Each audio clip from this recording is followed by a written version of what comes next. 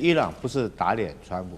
根本就是看破川普的手腳。這次这個正式承諾第89波的打擊是非常劇烈，超過100枚的重型導彈還有攻擊型的無人機。這些攻擊準備絕對不是在川普講完話之後才開始準備，而是在前一天已經做好各種的準備。這個導彈的彈道啊，或者說相關的數據都已經輸入進去，這個目標也都瞄準好了。只等你川普講完話以後，我就發起攻擊。好，觀眾朋友，趕快來關心到的是，川普才喊勝利，就是立刻翻車了。今天會來看到的是伊朗的最新動作，100枚的導彈射穿了以色列之外，還有亞馬遜的雲端金雞母也遇襲起火。納坦雅胡這回是不是也被打怕了？今天會一起來做關心。今天3個火線話題，我們請來賓也會特別幫我們做解答。首先，我們等一下會來特別看到是在川普今天早上台灣時間發表全國的演講，大喊是已經摧毀了伊朗的飛彈能力。那麼沒有想到呢，他的演講才剛結束，伊朗是立刻是以最大規模的彈道飛彈齊射以色列，這是公開打臉美國川普所說的戰果嗎？第二件事情，今天也會關心，伊朗聯手了包括真主黨、胡塞組織攻擊飛彈基地，還有它的航母亞馬遜雲端設施，戰爭現在是已經變成全面來對抗美國體系了嗎？最後今天也會來關心美國跟以色列持續的打擊民用的設施，反而是激起了現在可以看到伊朗的內部全民動員起來了。但是在此刻呢，納坦雅胡突然間改口說，伊朗已經不再構成任何的威脅了，這是在為接下來要撤退。難道納坦雅胡是在鋪路嗎？今天會就這些議題，我們會一起來做關心。好，等一下我們會來持續的關心川普在早上發表的這場演講，他在這當中呢，其實有說到他已經摧毀了伊朗的飛彈能力，但是剛剛提到的嘛，就立刻遭到伊朗的打臉了。我們來看到伊朗具體做了什麼事情呢？一共是發射了大約是10枚的彈道飛彈，是創下開戰以來對以色列的最大規模齊射，瞄準的就是以色列的中部地區。好，在這一場行動正式的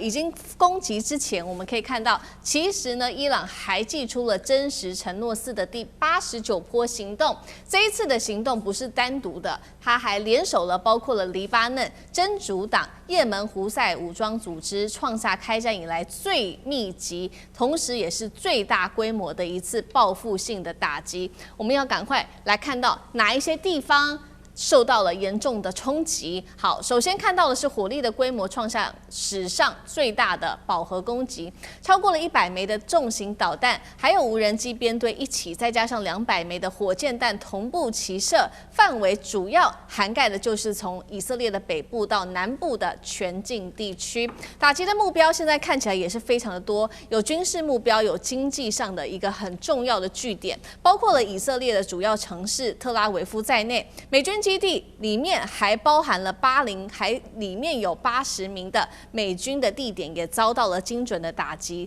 再來看到在科威特的一架美軍直升機也被摧毀，阿聯酋美軍指揮中心這邊也遭襲，而且最新傳出一共是37人在這一場攻擊當中死亡。航母呢，林肯號戰鬥群也是遭到無人機威脅，因此只好移開了。再來就是科技戰的部分，位在巴林的亞馬遜雲端設施也遭到了攻擊，所以可以看到一系列伊朗它的攻擊力道還是非常非常強勁的。節目一開始特別請教將軍了，川普不是才說嗎？已經摧毀了伊朗的飛彈能力，為什麼伊朗是立刻發動了大規模的反擊？是打臉川普嗎？另外看到了不只是伊朗的行動，還結合了真主黨跟也門胡塞組織等等一同開火，對於美國跟以色列的傷亡，可以說看起來已經規模越來越大了。伊朗為何現在看起來越戰越強？李將軍怎麼看？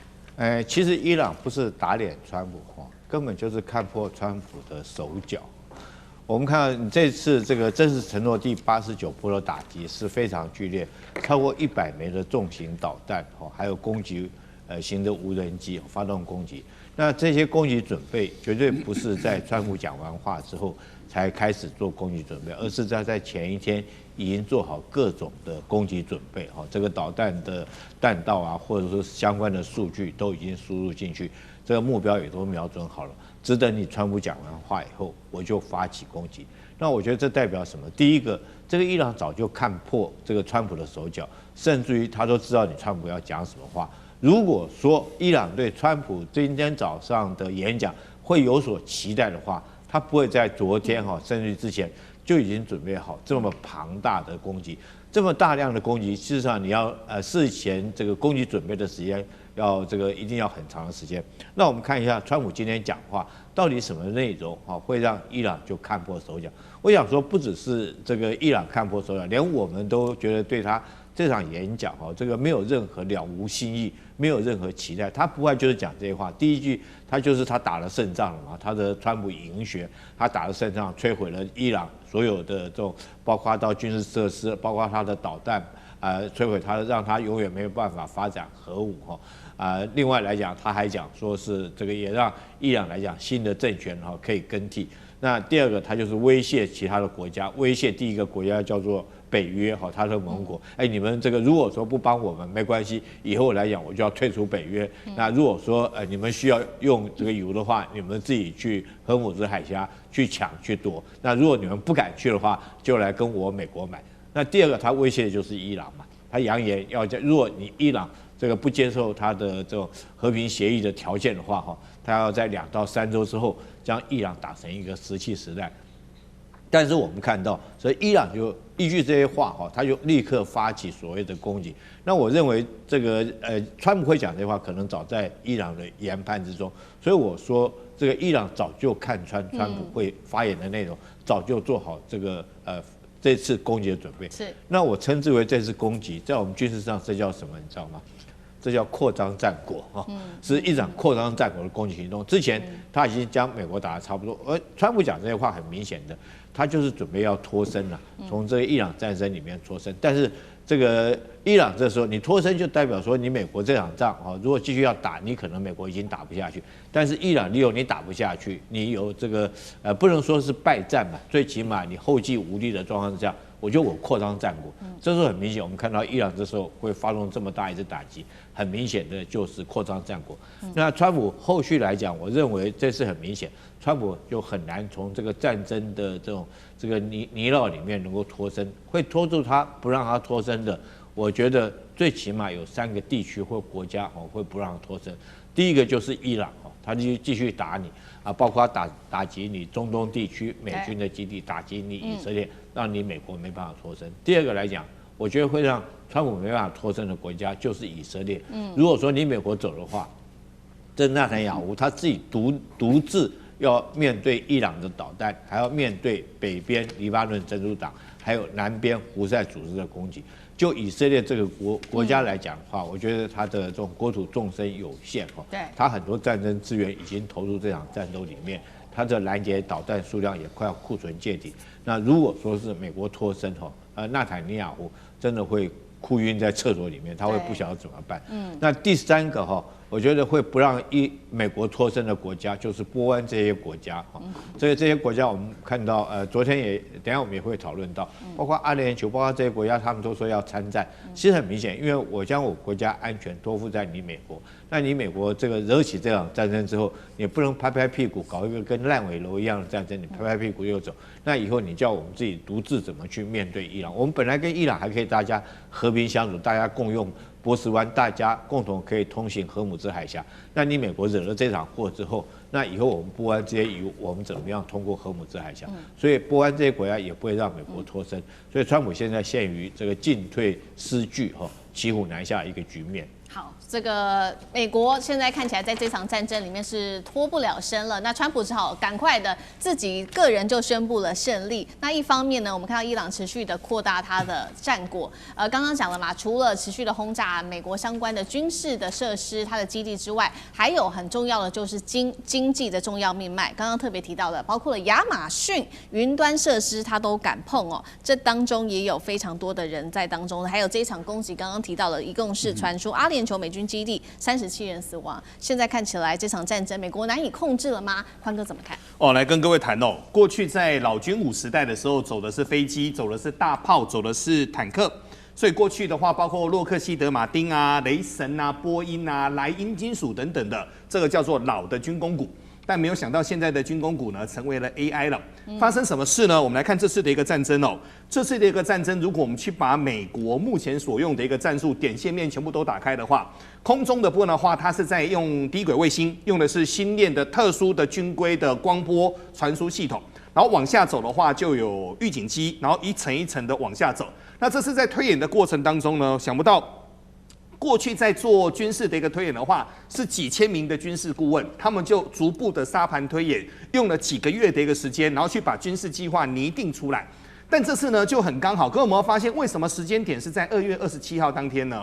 原來根據 Palantir 的一個演算那 Palantir 是怎麼演算呢？以色列他們就駭進了德黑蘭他們的公路系統之後，他們整整匯集了10年的資料。他們匯集了10年的資料的過程當中，就把各個車隊，包括了哈米尼，包括所有的軍事的人員等等的，所有的全部都算出來之後，然後摩薩德他收到了一則訊息，這則訊息就是在齋戒月的中間，請各位記得2月的時候剛好是在回教的齋戒月，白天是不准吃飯的，但是公務還是可以做，所以所有的人他們就到哈米尼的家，哈米尼家當中有哈米尼，有他的太太，有他的女兒，有他的女婿，還有他的孫子。然後所有的軍事人員全部都進去之後，想不到美國跟以色列這時候出擊了。出擊完之後，各位你就想，哈米尼當場就死亡，全家也都死亡，40名的軍事將領死亡。所以後面為什麼伊朗會反擊？反擊的過程當中，他們就現在簡單的說，第一件事情先做一個小總結。現在新的軍武時代 ，AI 已經是軍武了。為什麼呢？原來 AI 可以判讀很多事，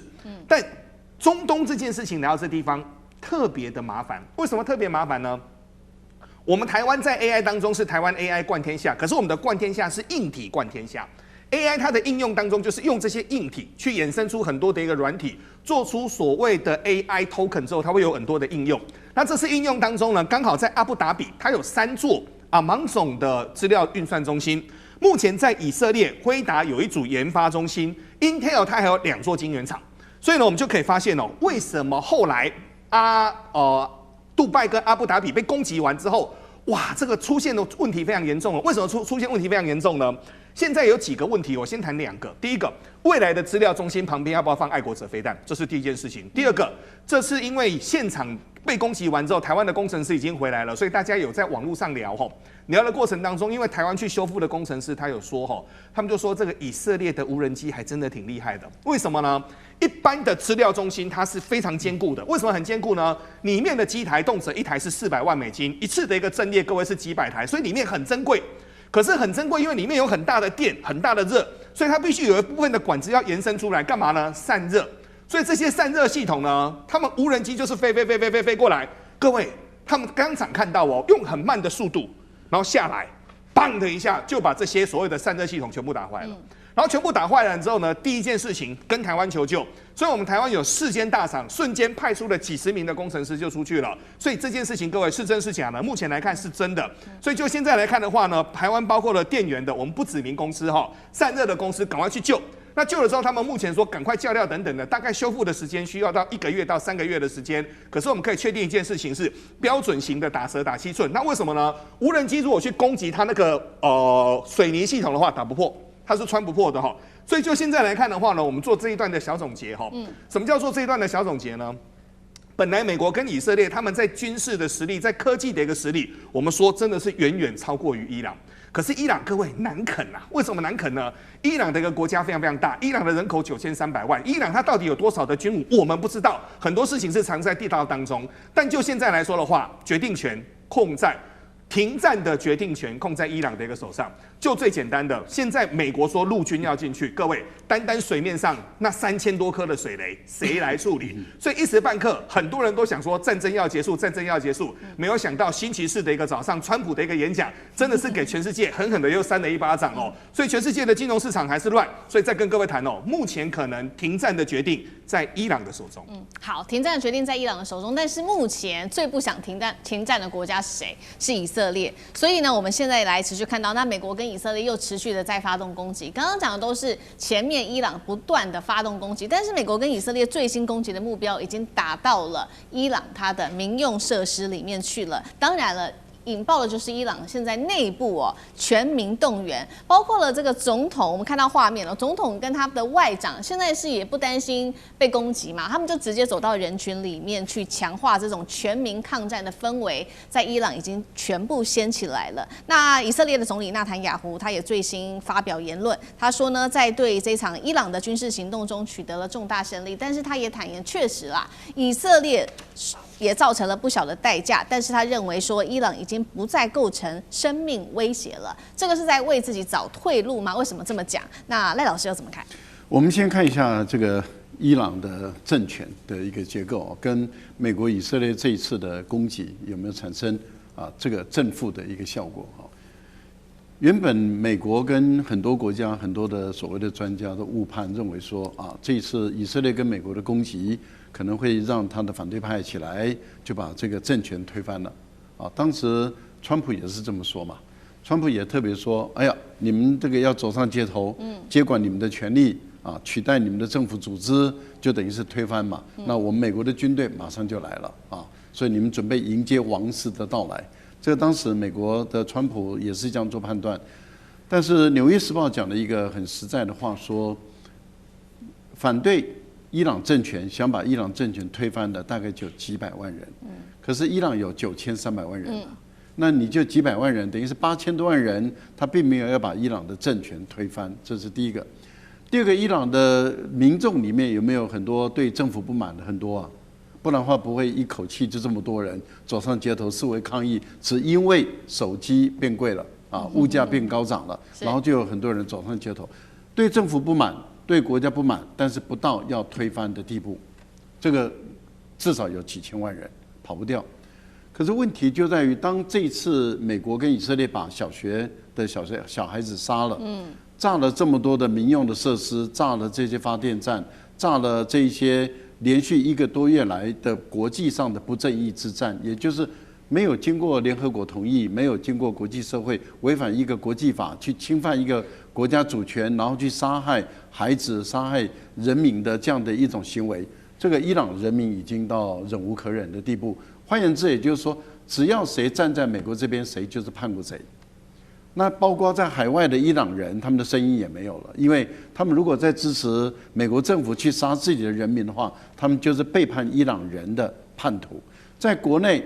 要求要把政府推翻的，就是跟美國、以色列勾結的叛徒、叛教者。那你想，是不是美國跟以色列的這1個月的軍事行動，剛好幫伊朗的革命衛隊鞏固他們的政權？也幫小哈梅內伊鞏固他們的政權，所以現在還有人幻想說，哎呀，他們要推翻他們的政權，這些人就是完全不了解伊朗，不切實際，這是第一個部分。第二個部分，對內塔尼亞胡來說，他這場仗已經打不下去了，他也沒辦法再拉住美國的手了。為什麼？因為他內部的經濟狀況出了很大的問題，他的 GDP 已經退了大概8.75左右，這是第一個。第二個，他的財政破口越來越大了。他又追加這個軍事預算100多億美元，但是問題就在於他的財政收支不平衡的情況已經越來越嚴重，所以經濟狀況越來越差，財政收支越來越嚴重，打的到現在沒有任何效果，反對的聲音越來越大，再加上國際間被孤立，還有就是美國也想撤的情形下，你如果說再拉住川普說你就是給我硬幹到底的話，那坦白說，你觸到白人的那一條底線，那在美國的猶太人，他基本上沒有生存空間。美國的猶太人能夠吃香喝辣的，是因為白人的那個底線不能碰觸。可是當白人要翻臉的時候呢，你猶太人還是要乖，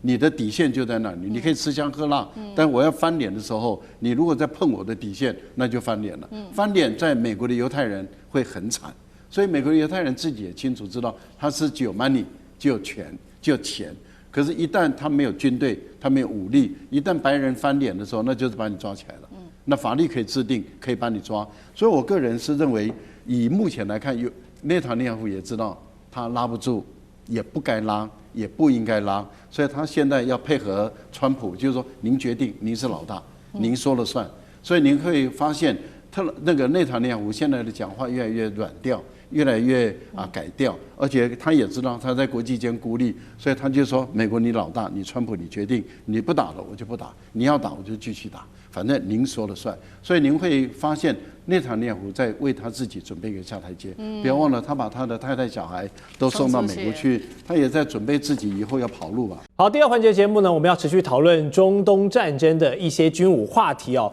伊朗現在他們低成本高消耗的這個戰術呢，還有無人機密集的攻勢還在持續，而且日前還真的打到了一尾大魚哦。我們來看看這些被美軍被襲擊的地點哦，包括了沙烏地阿拉伯的這個蘇爾坦王子空軍基地，還有阿曼的沙拉拉港外海的美軍後勤艦艇，现在都被戰火給覆蓋。那最慘烈，然後吸引媒體關注的，就是這個可以看到被打到都已經腰斬的這一架飛機哦，大名鼎鼎哦，空中之眼E3預警機被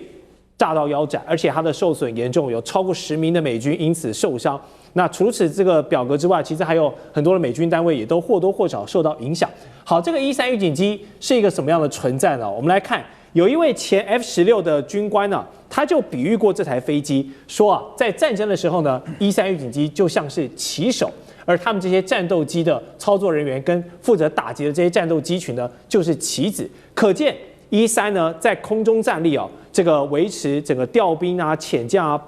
扮演他們看這個整個空中環節跟視野非常重要的一個工具。這麼重要的昂貴的飛機都被打爛了，還有剛剛說的艦艇被打啦，基地被穿透等等。我們看到伊朗現在的戰術，還有他們的飛彈擊中的成功率是越來越高了，也開始突破了美軍防空體系，造成殺傷。那這個關鍵點是什麼？為什麼在前面1個月我們看到伊朗出動了很多飛彈，但是作用並沒有很好，但是進入到第2個月，他們現在成功率在提升了，發現了什麼開竅的地方？艦長。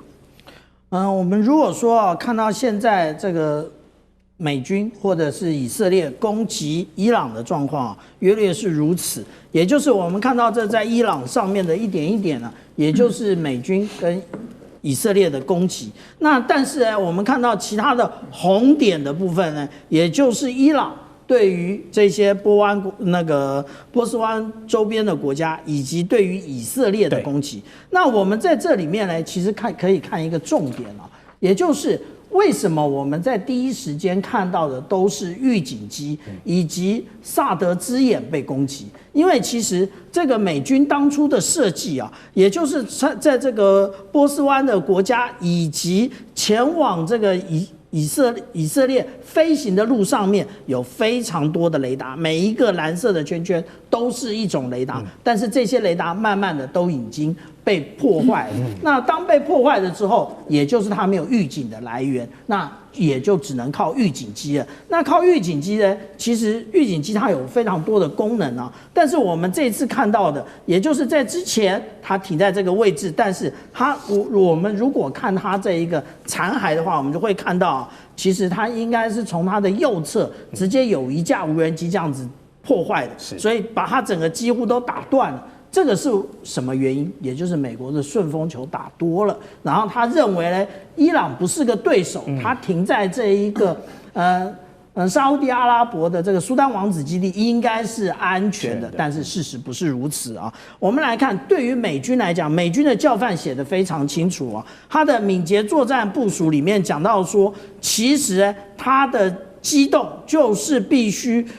要能夠增強它的靈活性，而且最重要的是優先考慮它的一個機動性，以及它要能夠保護它的安全。可是現在他們都完全的停在這個機坪上面，就是沒有顧到它的安全。那至於說現在他們對於整個波斯灣，就像我們剛剛講的哈爾格島或者是霍姆茲海峽，其實他們靠的就是這一些預警機，能夠提供這個有關於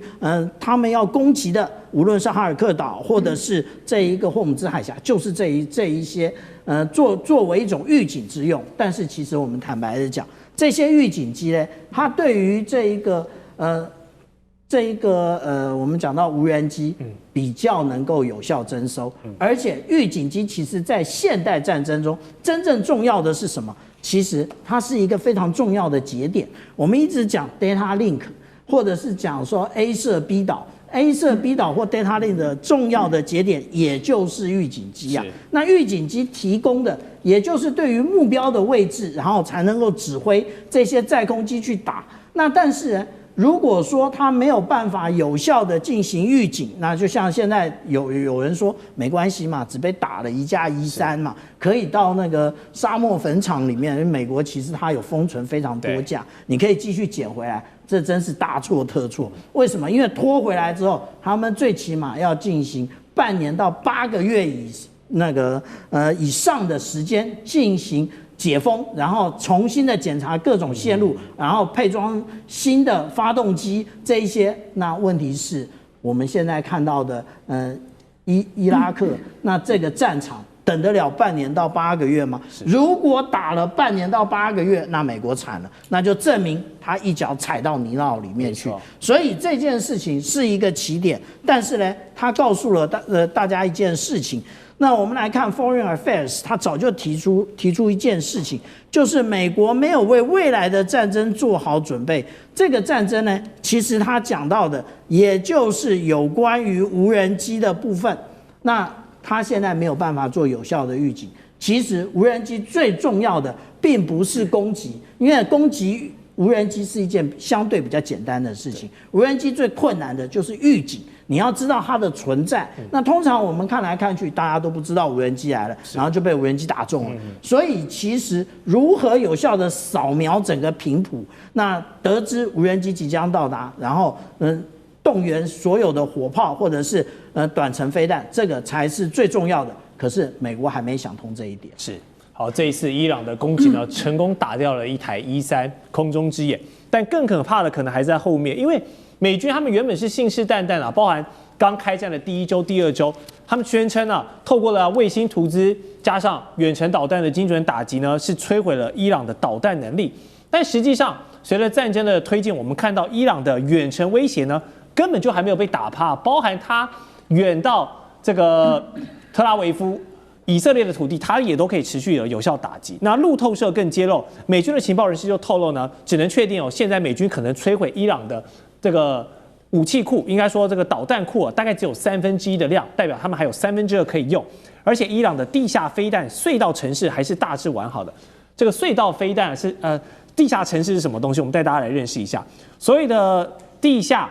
飛彈隧道程式，它的特徵呢，就是其實是挖一個等於是一個戰爭庫啊，它的深度可以達到500公尺，然後裡面有鐵路運輸哦，四通八達的，而且必要的時候呢，可以持續發射導彈，萬一受到什麼影響，它可以在48小時，也就是2天內來修復它的出入口。所以呢，只要這個東西一時沒有被摧毀，伊朗就一直擁有一個可以不斷發射的一個火力引擎，這樣子對整個中東國家、以色列還有美軍來造成威脅。所以請教楊老師哦，現在有越來越多的資訊告訴我們呢，美軍他們當初以為確實是削弱了伊朗，但感覺現在伊朗受到的好像只是一些表面傷哦，真正埋藏在地底下還沒有到這個傷筋動骨的程度，而且反擊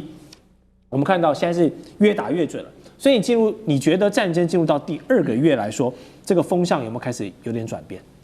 這個風向啊，這個畫風啊，其實已經轉變，好像伊朗的反擊越來越多，然後呢越來越準，以及造成了美國的打擊越來越嚴重。你看，像E3預警機，美國才16架預警機，那這裡面有好多架事實上已經不能用了。那現在在中東地區，它調了6架過來，那1架被打掉，那其他將來整個戰鬥機起航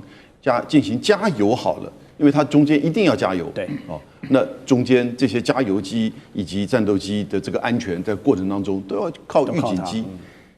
所以美國的問題是第一點，它到底這個戰略目標是什麼？打這場仗，這根本沒有，不斷的在變。這場仗其實根本不是美國想要去打的，而是川普在最後一個時間點被就是內塔尼亞胡所說服，可以有一個機會。一次把哈梅尼跟伊朗成全政府的高層都給就是斬首，那成全政府應該就瓦解了。對，所以這個瓦解沒有發生，啊，所以然後呢再繼續的做轟炸，那轟炸到目前為止將近1500到3000人的死亡，2萬人的受傷。美國自己公布超過11000個目標被攻擊，他已經出動起碼8000架次的，就是戰鬥機，100艘伊朗的船艦被打沉。但是戰爭的前3天，英國的首相就說，勝利不會從空中轟炸得到的。所以這就問題是，那你接下來呢？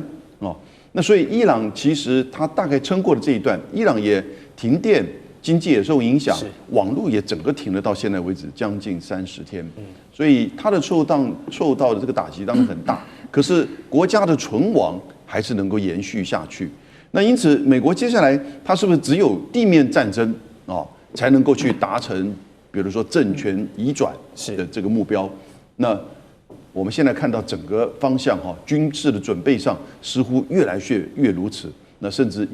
川普已經開始在準備一些理由，比如說石油啊等等之類的。可是他給的時間點也是到4月7號早上8點台北時間，所以這樣子的一個時間，在這個之前他就會地面戰爭嗎？還是之後他才會地面戰爭？那雙方是不是有可能透過巴基斯坦能夠坐下來談？那我覺得這個變數還很多。雙方現在都在採取了一種叫做戰爭邊緣、相互保證毀滅，然後呢對等報復的方式，看誰先轉彎，看誰先退讓。是，但我們可以確定一點，就是這場戰爭繼續打下去，對美以來說呢，絕對是不利的一方。因為現在美國國內的輿論已經燒起來啊，認為說為什麼要犧牲我美國的好男兒好女兒去打一場不屬於我們的戰爭啊？去打別人的戰爭？那別人就是剛才楊老師有提到的，就是以色列還有總理納坦雅胡嘛。那而且伊朗呢還可能繼續撐下去，為什麼？底氣來自哪裡？就來自中國跟俄羅斯2大助力的輸血。怎麼說？現在美聯社有消息傳出，俄羅斯正把一批升級版的無人機要送往伊朗。那路透這邊也指出，中國的晶片代表中芯國際他們正向伊朗軍方提供晶片製造的設備，來強化伊朗的軍事自主力量。好，委員，我想問好，現在光是伊朗一個來力抗美以，甚至是中東石油國都已經打成這樣，如果後面有中俄聯手，我不出人，好，但是我出力來提供一些戰爭後勤，來幫伊朗撐腰。那美國在被困在這個持久戰裡面，拖越久越不利。然後我們看到整個中俄2大全球軍工勢力的加入，會不會成為這個 World War III 一個導火索的點燃風險？我覺得怕說這種雖然不是直接幫助你，但是間接幫助你，會讓整個全球的體系格局又改變。对，我想會不會變成第3次世界大戰？現在言之過早但是如果美國真的像剛才這個艦長是專家提到的，說已經準備要打地面戰了，那麼我覺得這就是美國自己敲響了喪鐘了。那麼我本來還怕美國不打地面戰的，因為他打了地面戰，他就陷入了另外一場越戰了。就對美國來講，他還撐得住嗎？他2011年的時候，他的國債只有多少呢？只有14兆。14，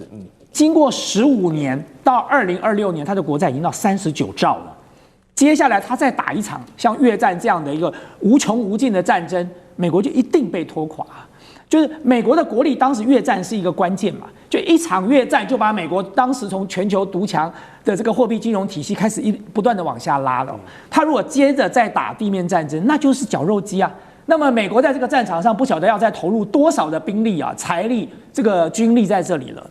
那麼當然，你說中俄怎麼可能會就袖手旁觀呢？這是一個唇亡齒寒的關係。就伊朗對於中國大陸、對俄羅斯來說都有非常重要的意義。你姑且先不要講了，對中國大陸來講，它的中歐班列是經過伊朗的。那麼這個對中國大陸來講，它不可能坐視伊朗被美國掌控住的。那麼你再看說，事實上在整個的過程當中，其實中俄對於伊朗採取的援助，其實有3個不同的層面哦。我覺得中美俄現在在全球在下一盤大棋，這個棋盤不是只有在伊朗，所以在伊朗的這個戰局裡頭，中俄做了它應該有的援助，比如說剛才這個艦長都提到了嘛，這種不對稱戰爭最重要就是無人機了哦。那麼無人機只要用不完、打不光。好，那這場戰爭就可以無窮無盡的打下去哦。那麼，除非今天美國把整個這個伊朗全部都佔領了，那要花好長的時間哦。那再來就是飛彈了。那麼對於飛彈的這個製作，伊朗也許沒問題，可是晶片的來源呢？所以如果中芯國際願意提供晶片，那麼你接下來對於伊朗這種不對稱戰爭的飛彈跟無人機，它可以源源不絕的補充，那麼這場戰爭就打得無窮無盡了。第二個其實大家都沒有注意到一點，中國跟俄羅斯最近在積極援助古巴，就是俄羅斯已經送了一個這個郵輪的船哦，這個大概這2天吧，就会在进駐了这个古巴的哈瓦那港口了。那麼就是為了要援助古巴現在的這個能源石油斷供的這個危機。而中國大陸更狠啊，中國大陸送了1船的這個大米，接着又送了一大堆太陽能板哦，還有儲能設施到古巴。就是沒關係，古巴的石油就算不夠，我還有太陽能板哦，我幫你做這個太陽能的發電站，然後我還有儲能設備。那麼顯然，中國大陸跟俄羅斯做這件事情，就是在美國的後院插旗子啊！我就在你後院點火，就大家在下一盤大棋。中國大陸跟俄羅斯要援助伊朗的方法有太多了，圍魏救趙就是其中一種哦。3月25日，大家可能沒有注意到，白俄羅斯的總統盧卡申科去訪問了北韓，對。他跟北韓達成了戰略合作夥伴的關係啊，雙方在各個層面上都決定全面的合作。所以，當白俄羅斯、俄羅斯、北韓加在一起，再加上他們最近又結合了緬甸跟伊朗，他們說他們要建立一個全球新安全框架了。那麼這樣的一些操作，都是在這個為美國製造更大的壓力。所以美國接下來如果他在伊朗發動地面戰，那麼他根本就無暇去顧及什麼古巴，顧及其他的戰場了。那麼現在就是美國自己要抉擇的時刻了。但是我還是很開心的聽到剛才艦長的分析，說地面戰會開打，那麼美國就完了。好，繼續我們環球大戰線的討論哦。我們都知道，美以聯軍對伊朗發動攻擊以來呢，這個時間呢也是快3週的時間了。但是現在呢，感覺美國跟以色列有點越打越迷茫。怎麼說？因為搞不清楚伊朗究竟的要害在哪裡。率先斬首行動拔掉了哈米尼，結果整個神權體系，包含化整為零的這個區域的這些各自為戰的這些高官，還有這些軍閥們，都是持續在跟美國還有以色列來作戰，感覺沒有打到一個真正的核心要點。然後荷姆茲海峽被封鎖呢，還導致整個全球的能源還有經貿成本飆高，這讓川普的面子開始有點掛不住，也急了。根據路透社的報道呢，美國五角大廈下一步的計劃竟然是有想要派出1000名的這個地面部隊前往中東地區，3套劇本。第一套就是呢，我就是針對荷姆茲海峽，我要去部署到伊朗這個海岸線，躲在這些山洞裡面，這些人全部給它清除掉，確保荷姆茲海峽的安全通行，這樣子全球的航運才可以恢復正常。第二個是我去動你的能源設施，石油輸出的樞紐哈格島，這是伊朗非常非常重要的一個經濟命脈，美國直接從這邊去掐住你，去控制你的經濟命脈。第三點就是跟我們去年看到的這個午夜打擊一樣，當時是派了這個轟炸機去轟而已，這次我們要派兵深入破壞或是帶走你伊朗可能或者是這個傳說中的農作業，也不知道究竟有沒有，反正我們要派人去地毯式搜索，就是要徹底斷絕你伊朗的這個核威懾的東西了。好，現在看到美國真的有可能要派兵深入嗎？因為派兵進去跟只是派戰鬥機去轟炸，這是完全不一樣的層面。有可能像剛才我們來賓講的，會不會進入到越戰2.0，是美國最不想看到的局面。然後另外呢，面對種種的說法，我們看到伊朗的這個外長他是說打了這麼久，美國跟以色列你們究竟還是搞不太懂我們伊朗的運作模式派遣地面部隊對於目前突破僵局或是達成美國的戰略目標，這個可能性跟難度他實在是不敢恭維。他說：“你回想一下預戰吧。”就提起了美國最難過的一件事情。我們請酈將軍幫觀眾朋友分析一下，從軍事的角度，我派轟炸機丟丟飛彈、丟丟無人機，跟我派美國大兵這些命真槍實彈的進入到你這個伊朗的本土，本質上的差異有多巨大？首先美國跟以色列現在原來第一個所謂戰略目標就是要推翻伊朗的這個神教政權這個建立一個親美的政權，這個戰略目標看起來他們已經放棄了，這不太可能達到。那如果說派地面部隊來看的話第一個我們從任務來分析，它可能就是我們這邊講的有3個任務。第一個它要這個佔領荷姆茲海峽周邊的地形要點，阻止伊朗的部隊對這個荷姆茲海峽的通過的油輪來實施攻擊。那在這種狀況下，我認為你的兵力是不夠的。你2000的兵力想要在這幾個要點佔領陣地，我覺得是不容易的，所以不太可能能夠達成任務。第二個來講，他要奪取哈格島，那根本就是天方夜譚。為什麼呢？你要奪取哈格島，首先你要經過荷姆茲海峽。那一個2棲艦隊，你要通過荷姆茲海峽，你現在油輪都過不了，你這個2棲艦隊如果通過的話，我覺得剛好在通過海峽這個時間點剛好變成這個伊朗的攻擊靶子第三個我們就雙方的軍力來看的話，現在這個美軍來講的話，它的軍力來講，它2000的部队對伊朗來講的話，其實上兵力是嚴重不足的伊朗在這個地方經營了這個大概我相信最少有30年，因為他準備打這場仗，可能已經經營了30年，所以不管就戰場的經營，還有兵力的部署，還有武器的存儲來講的話，一定遠勝於美軍的。但是美軍來講，如果說從現在才開始從日本出發這2天是說剛好經過新加坡了，但是這個勞師動眾從那麼遠過來這個我覺得你的兵力來講，對這個地方的地形也不是很熟悉。第三個，我們就後勤的持續戰力來看的話，那伊朗在這個地方已經準備了很久，他不管存儲的彈藥或者是武器這個糧食來講，應該都是非常足夠的。但是反觀美軍，如果說你要攻島，要這個不管是從海上登陸作戰，或者從空中突襲作戰那你可能這個能力來講的話，你後續怎麼對這些部隊來做支援？尤其是說這個伊朗的地形是非常深遠的，它幅員非常廣大對於德黑蘭有將近1000公里，這麼廣大一個國域來講，如果說你只想動2000個部隊，我覺得是到時候就变成肉包子打狗，有去無回。有去无回。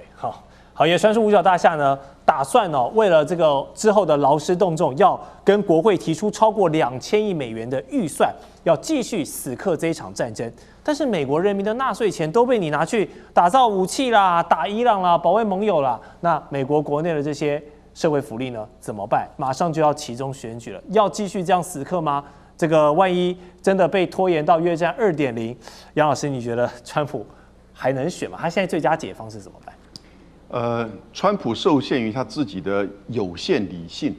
因為他認為他的決策是一個交易，是很理性，但事實上，所有的人在做決定的時候，大概都是有限理性。